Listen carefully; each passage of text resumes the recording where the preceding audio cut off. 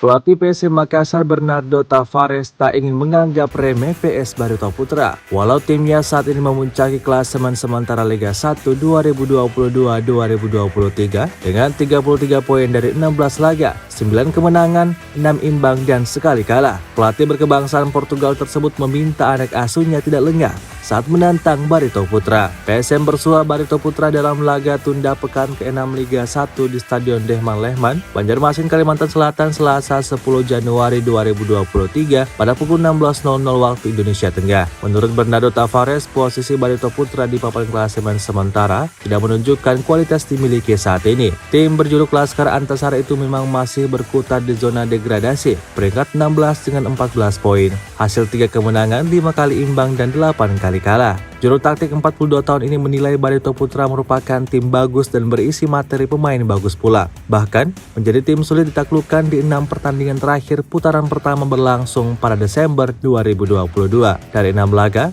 meraih 2 kemenangan, 3 kali imbang dan hanya sekali kalah. Jika timnya ingin meraih hasil maksimal di kandang Barito Putra, ia meminta Willem Jan Pulim CS mengeluarkan kemampuan terbaiknya.